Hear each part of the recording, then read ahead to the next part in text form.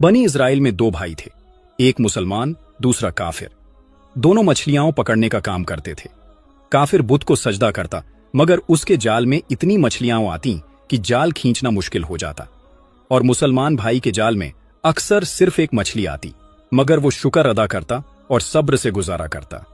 एक दिन मुसलमान की बीवी ने काफिर की बीवी को जेवरात और उम्दा लिबास में देखा तो दिल में हसरत आ गई।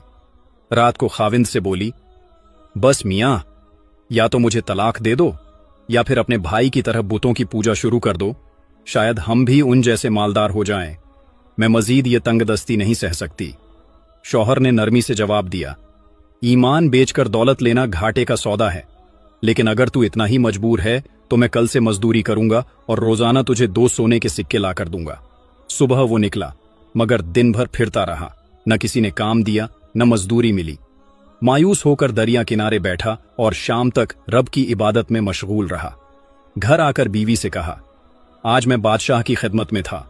उसने कहा, अगर 30 दिन काम करूं फिर जो भी मांगोगे वो मिलेगा। वो बादशाह बड़ा करीम है, उसके खजानों की कोई हद नहीं। बीवी ने मान लिया। शौहर हर रोज इबादत करता रहा 29 दिन तक। 30वीं रात बीवी ने 2 टुक कहा, सुनो, अगर कल कुछ कमा कर न लाए तो मुझे तलाका दे देना। अगली सुबह शौहर एक यहूदी के पास गया, जो मजदूरी तो दे रहा था मगर खाने का इंतजाम नहीं था। सो उसने रोजा रख लिया और काम पर लग गया। उसी दिन एक अजनबी शख्स घर आया और दरवाजा खटखटाकर बीवी को 29 सोने के सिक्के दे गया। कहा, तुम्हारा शौहर 29 दिन बादशाह की खिदमत करता रहा, मगर 30वें दिन किसी और के पास चला गया। अगर वो आज भी काम करता तो बहुत बड़ा इनाम मिलता। बीवी वो सिक्के लेकर बाजार गई। एक सुनार ने सिर्फ एक सिक्के की कीमत 1000 दिरहम लगाई। शाम को शौहर घर आया। बीवी ने पूछा, आज कहां थे? कहा, आज मैं एक यहूदी के साथ मजदूरी कर रहा था।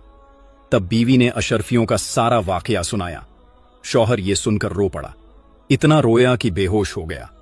जब होश आया तो कहा, अफसोस, मैंने बादशाह दो जहां यानी रब्बुल आलमीन की खिदमत छोड़ दी। फिर सब कुछ छोड़कर पहाड़ों पर चला गया और बाकी जिंदगी रब की इबादत में गुजार दी और वहीं वफात पा गए।